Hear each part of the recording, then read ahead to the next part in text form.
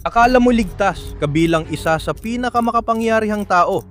Pero kay Putin, kabaligtaran ang nararamdaman niya. Nakalaligtas siya sa 12-12 ng tangkang pagpatay.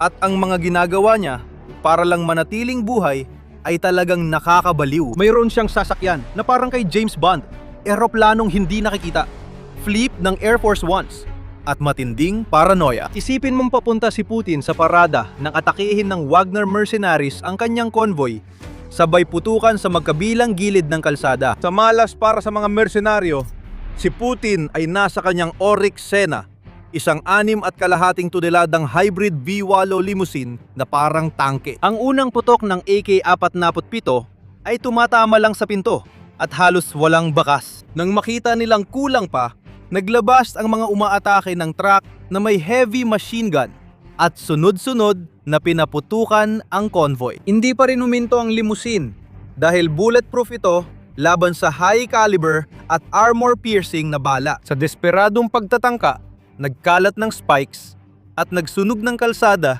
ang mga umaatake para ikulong siya.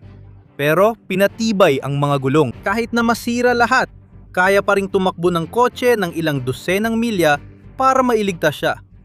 Pero kotse lang ang ipinapakita niya sa iba. Sa tuwing lilipad si Putin, sa eroplanong ito siya sumasakay. Isang lumilipad na command post na may gintong palamuti, pinatibay at naka-encrypt na sistema ng komunikasyon para mapatakbo niya ang bansa. At higit sa lahat, ang nuclear chain mula sa himpapawid. Kasama rin dito ang fleet ng Su-27 at Su-35 fighter jet. At may escape pod para sa emergency. Mayroon ding personal na tren, nakakaunti lang ang nakakaalam. Dahil matibay ang armor ng bawat bagon, 6 na axle ang kailangan para sa bigat nito. At sa loob, isa itong gumagalaw na palasyo na may mga opisina, isang restaurant, gym, at maging steam bath. Dahil diretso ang riles sa bahay niya, kaya niyang lumitaw sa alinman sa 12 mansyon kahit kailan niya gusto. At walang makakaalam kung nasaan si Putin. Kung gusto mong kamuhian ang trabaho mo, tandaan mo ito. Bukod pa dito, sobrang praning ni Putin, kaya may kumukuha ng dumi niya tuwing nasa ibang bansa siya para di malaman ang tunay niyang kalagayan.